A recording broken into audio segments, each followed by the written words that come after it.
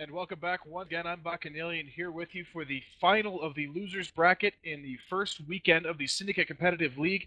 We have Exodunks against Insurance Fraud. A shout out to these guys who are now on their fifth straight match.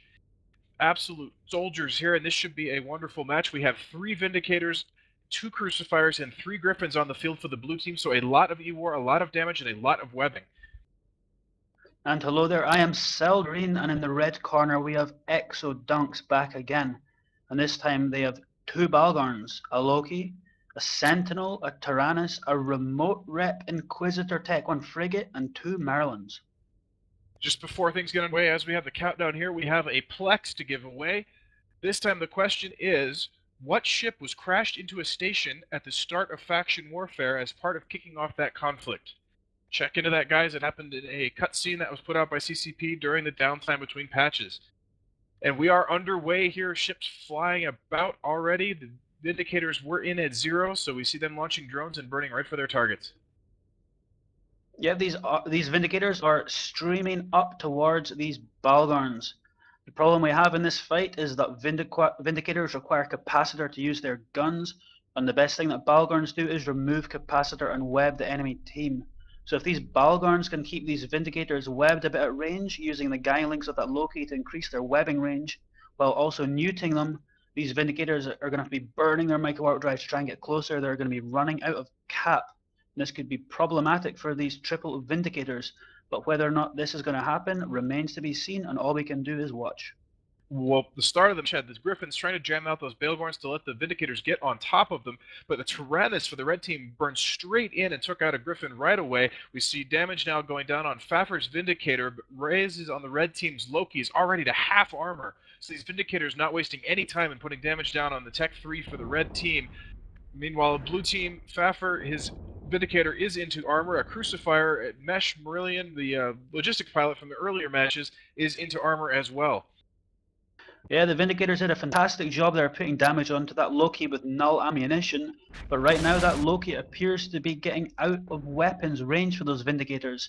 So whether they continue to waste time trying to kill that Loki or they switch to a closer Balgorn, that might be the clever move to do right now, although the Loki is dropping into structure, so this drone damage that is on him appears to be enough to kill him. And there we go, that is the Loki of Ray's Zendonis is dead.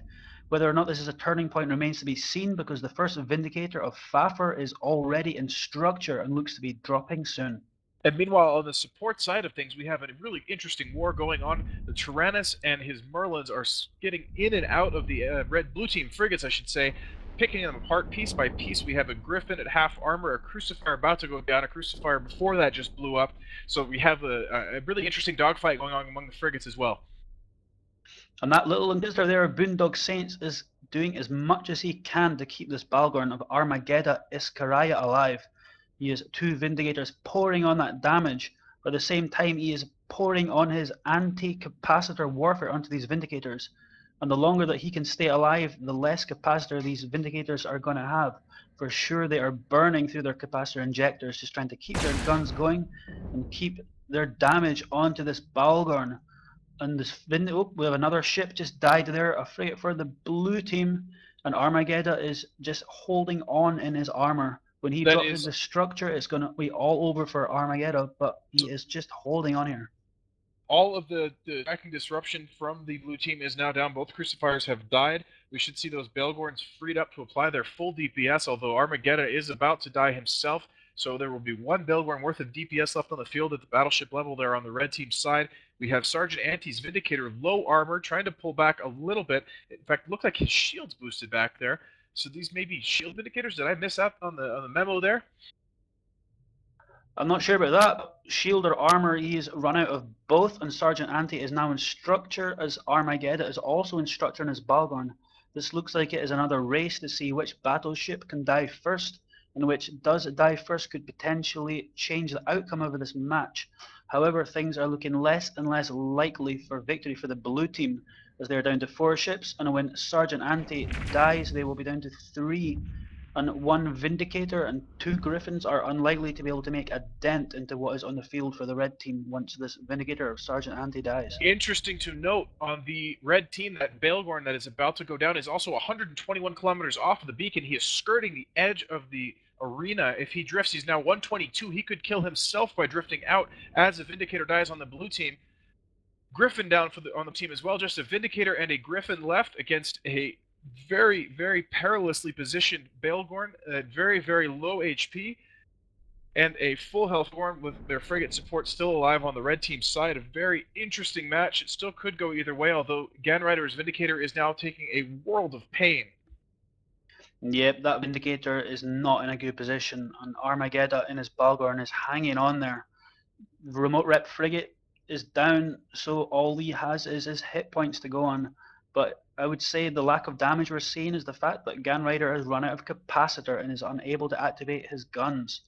And there we go. That is the final Vindicator down on the blue team. All they have left is one Griffin, and this is turning into a very lopsided victory for the red team, even though it was very close for a while. It was incredibly close. That Baelgorn, very slivers of HP on his structure. I'm actually asking local to see what the actual number is. I'm curious to see.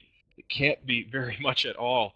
What an amazing match. I thought for a minute he might even drift himself out of the arena. 122 kilometers is awfully close to the 125 that is the hard limit.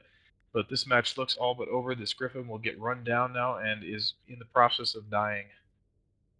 We are on the edge of our seat for this match, balls to the walls. It was one exciting match, but resounding victory here for the first fight in this winner for the losers bracket.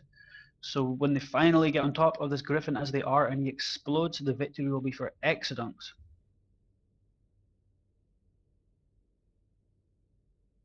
What an amazing match. Should just be a matter of moments now. Still plenty of time on the clock, so I think that Tyrannus shouldn't have any trouble. And maybe he's... Nope, there it goes. I'm sorry, the Griffin is down, and this match is officially over. 1-0 to Exodunks to start off this best of 3.